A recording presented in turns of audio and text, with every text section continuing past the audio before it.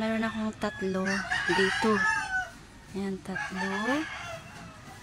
Pinakuha ko to sa pinsan ko kasi itong pako ako dito sa Tagalog is fave ko na gulay. Masarap to pag salad and then gisa lang. Kahit wala siyang sahog. Ngayon, gusto ko dito sa lupa. Meron ako nitong pako. Kasi mahal din to sa palengke, mga pangga eh. Ito siguro mga 1 month na to. Kaya sure na to na mabubuhay siya.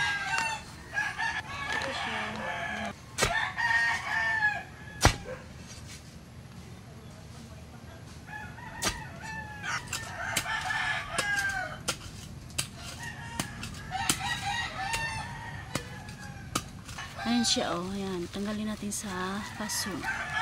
Plastic lang naman to. Ayan. See?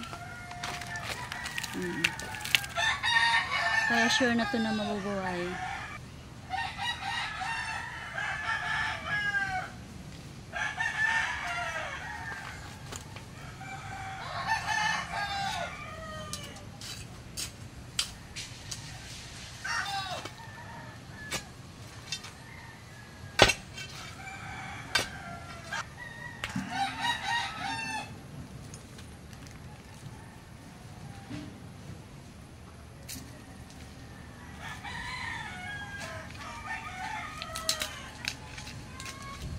Tanggalin na lang natin sa paso. Marami na siyang ugat. Nakaikot na yung ugat dito.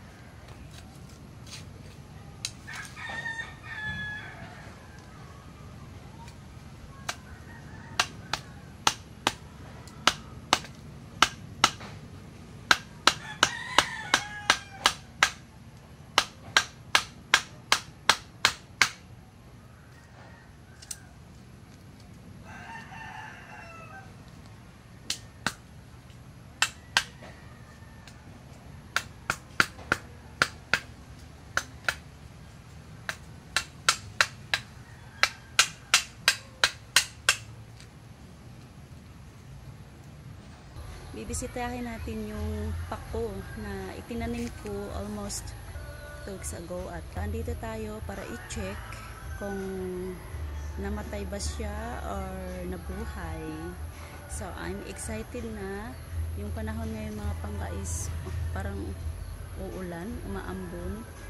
So hindi siya ganun katingkad yung ating video. Andito ako ngayon sa garden ko. Ayan siya. See? Ayun. Ayun mga pangga, oh. Yun. Parang tumaba siya na nagkaroon siya ng bulaklak. So, ayun, mayroon na siyang ito. Yung anong tawag dyan. Yung pwede na yan gawing gulay. Ayan yung ginugulay. Pako. Nabuhay siya. And almost 2 weeks. Yun. At ito na rin yung mga kasama niya. Ayan. And then here. Oh, ayan na siya mga pangga. See? Ito, pwede na itong gulayin eh. Yan. And then here. Yan. Kaso wag muna. Kasi kunti pa lang yan. Saka na natin i-harvest. I'm so happy. So, yung maganda kasi dito mga pangga, pag nagtanim ka sa bakuran mo, hindi mo na kailangang bumili kasi ang mahal nito. Ang mahal yan sa palengke, 10 piso or 20 ata, pero kunti lang bitin. So kung mayroon rin lang na space yung lupa mo, pwede kang magtanim. Kaso ito kasi mga pangga, mahirap to buhayin. Mahirap siyang One time kasi kumuha ako nito eh. Tapos itinanim ko siya. Hindi ko siya nabuhay. Kaso lang hindi ko naman kasi na-focus yun noon na itinanim. Kasi busy-busy. Ngayon yan inalagaan ko na. Thank you so much.